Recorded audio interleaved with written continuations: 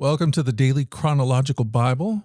My name's Hunter, and we are reading through the Bible in chronological order as a single story. And that story is all about Jesus. We will look at this whole book through the lens of Jesus. It is a revelation of Him, and He has revealed to us the heart of the Father. He has invited us all to participate with Him in the life that He shares with the Father and the Spirit. Today, February 28th, we are in the book of Numbers, chapters 4 and 5. We're reading through the New Living Translation. Numbers chapter 4. Then the Lord said to Moses and Aaron, "Record the names of the members of the clans and families of the Kohathite division of the tribe of Levi. List all the men between the ages of 30 and 50 who are eligible to serve in the tabernacle. The duties of the Kohathites at the tabernacle will relate to the most sacred objects. When the camp moves, Aaron and his sons must enter the tabernacle first to take down the inner curtain and cover the Ark of the Covenant with it. Then they must cover the inner curtain with fine goatskin leather and spread over that a single piece of blue cloth. Finally, they must put the carrying poles of the ark in place. Next, they must spread a blue cloth over the table where the bread of the presence is displayed, and on the cloth they will place the bowls, ladles, jars, pitchers, and the special bread. They must spread a scarlet cloth over all this, and finally a covering of fine goatskin leather on top of the scarlet cloth. Then they must insert the carrying poles into the table. Next, they must carry the lampstand with a blue cloth along with its lamps, lamp snuffers, trays, and special jars of olive oil. Then they must cover the lampstand and its accessories with fine goatskin leather and place the bundle on a carrying frame. Next, they must spread a blue cloth over the gold incense altar and cover the cloth with fine goatskin leather. They must attach the carrying poles to the altar. They must take all the remaining furnishings of the sanctuary and wrap them in blue cloth and cover them with fine goatskin leather and place them on a carrying frame. They must remove the ashes from the altar for sacrifices and cover the altar with a purple cloth.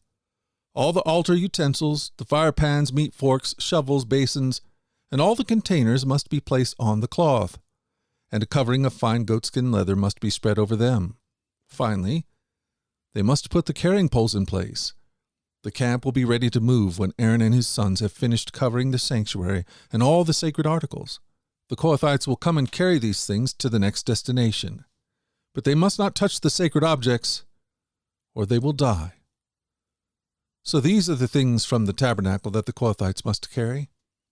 Eleazar, son of Aaron, the priest, will be responsible for the oil of the lampstand, the fragrant incense, the daily grain offering, and the anointing oil. In fact, Eleazar will be responsible for the entire tabernacle and everything in it, including the sanctuary and its furnishings. Then the Lord said to Moses and Aaron, "Do not let the Kohathite clans be destroyed from among the Levites. This is what you must do so that they will live and not die when they approach the most sacred objects. Aaron and his sons must always go in with them and assign a specific duty or load to each person. The Kohathites must never enter the sanctuary to look at the sacred objects for even a moment, or they will die." And the Lord said to Moses, "Record the names of the members of the clans and families of the Gershonite divisions of the tribe of Levi. List all the men between the ages of 30 and 50 who are eligible to serve in the tabernacle. These Gershonite clans will be responsible for general service in carrying loads.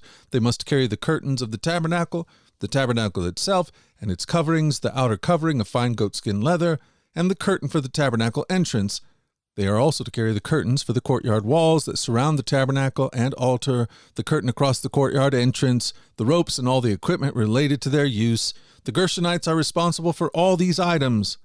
Aaron and his sons will direct the Gershonites regarding all their duties, whether it involves moving the equipment or doing their work. They must assign the Gershonites responsibility for the loads they are to carry. So these are the duties assigned to the Gershonite clans at the tabernacle. They will be directly responsible to Ithamar, son of Aaron the priest. Now record the names of the members of the clans and families of the Merarite division of the tribe of Levi. List all the men between the ages of 30 and 50 who are eligible to serve in the tabernacle. Their only duty at the tabernacle will be to carry loads. They will carry the frames of the tabernacle, the crossbars, the posts and the bases, also the posts for the courtyard walls with their bases, pegs, and ropes, and all the accessories and everything else related to their use. Assign the various loads to each man by name. So these are the duties of the Merarite clan at the tabernacle. They are directly responsible to Ithamar, son of Aaron the priest. So Aaron, Moses, and the other leaders of the community listed the members of the Kohathite division by their clans and families. The list included all the men between 30 and 50 years of age who were eligible to serve in the tabernacle, and the total number came to 2,750. So this was the total of those from the Kohathite clans who were eligible to serve at the tabernacle. Moses and Aaron listed them, just as the Lord had commanded through Moses. The Gershonite division was also listed by its clans and families. The list included all the men between 30 and 50 years of age who were eligible for service in the tabernacle, and the total number came to 2,630. So this was the total of all those from the Gershonite clans who were eligible to serve at the tabernacle. Moses and Aaron listed them just as the Lord had commanded. The Merarite division was also listed by its clans and families. The list included all the men between 30 and 50 years of age who were eligible for service in the tabernacle, and the total number came to 3,200. So this was the total of those from the Merarite clans who were eligible for service. Moses and Aaron listed them just as the Lord had commanded through Moses.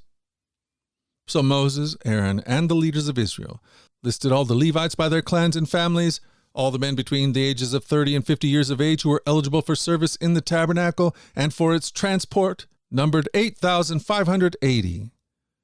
When their names were recorded as the Lord had commanded through Moses, each man was assigned his tasks and told what to carry. And so the registration was completed just as the Lord had commanded Moses. Numbers 5. The Lord gave these instructions to Moses. Command the people of Israel to remove from the camp anyone who has a skin disease or a discharge, or who has become ceremonially unclean by touching a dead person. This command applies to men and women alike. Remove them so that they will not defile the camp in which I live among them. So the Israelites did as the Lord had commanded Moses and removed such people from the camp. Then the Lord said to Moses, Give the following instructions to the people of Israel.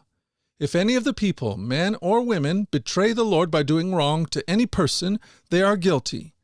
They must confess their sin and make full restitution for what they have done, adding an additional 20% and returning it to the person who was wronged. But if the person who was wronged is dead, and there are no near relatives to whom restitution can be made, the payment belongs to the Lord and must be given to the priests. Those who are guilty must also bring a ram as a sacrifice, and they will be purified and made right with the Lord. All the sacred offerings that the Israelites bring to a priest will belong to him. Each priest may keep all the sacred donations he receives. And the Lord said to Moses, Give the following instructions to the people of Israel. Suppose a man's wife goes astray and she is unfaithful to her husband and has sex with another man, but neither her husband or anyone else knows about it. She has defiled herself, even though there was no witness, and she was not caught in the act. If her husband becomes jealous and is suspicious of his wife and needs to know whether or not she has defiled herself, the husband must bring his wife to the priest. He must also bring an offering of 2 quarts of barley flour to be presented on her behalf.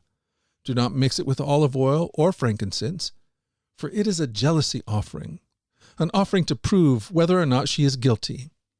The priest will then present her to stand trial before the Lord. He must take some holy water in a clay jar and pour it into dust he has taken from the tabernacle floor. When the priest has presented the woman before the Lord, he must unbind her hair and place in her hands the offering of proof, the jealousy offering, to determine whether her husband's suspicions are justified. The priest will stand before her holding the jar of bitter water that brings a curse to those who are guilty. The priest will then put the woman under an oath and say to her, If no other man has had sex with you, and you have not gone astray and defiled yourself while under your husband's authority, may you be immune from the effects of this bitter water that brings on the curse. But if you have gone astray by being unfaithful to your husband, and have defiled yourself by having sex with another man, at this point the priest must put the woman under oath by saying, May the people know that the Lord's curse is upon you when he makes you infertile, causing your womb to shrivel and abdomen to swell. Now may this water that brings the curse enter your body and cause your abdomen to swell and your womb to shrivel. And the woman will be required to say, Yes, let it be so. And the priest will write these curses on a piece of leather and wash them off in the bitter water. He will make the woman drink the bitter water that brings on the curse. When the water enters her body, it will cause bitter suffering if she is guilty. The priest will take the jealousy offering from the woman's hand and lift it up before the Lord and carry it to the altar. He will take the handful of flour as a token portion and burn it on the altar, and he will require the woman to drink the water. If she has defiled herself by being unfaithful to her husband, the water that brings on the curse will cause bitter suffering. Her abdomen will swell, and her womb will shrink, and her name will become a curse among the people. But if she has not defiled herself and is pure, then she will be unharmed and will still be able to have children. This is the ritual law for dealing with suspicion. If a woman goes astray and defiles herself while under her husband's authority, or if a man becomes jealous and is suspicious that his wife has been unfaithful, the husband must present his wife before the Lord, and the priest will apply this entire ritual to her. The husband will be innocent of any guilt in this matter, but his wife will be accountable for her sin.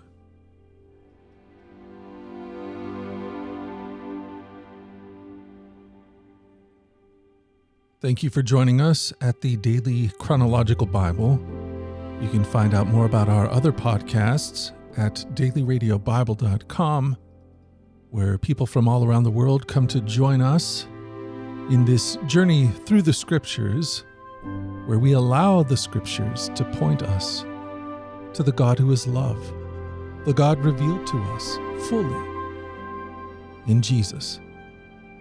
Again, that website is dailyradiobible.com. Subscribe or follow wherever you get your podcasts. Until tomorrow, let's go forward in God's joy. Let's let His joy be our strength. And let us always remember this, that you are loved. No doubt about it. Alrighty, I'll talk to you again tomorrow. Bye-bye.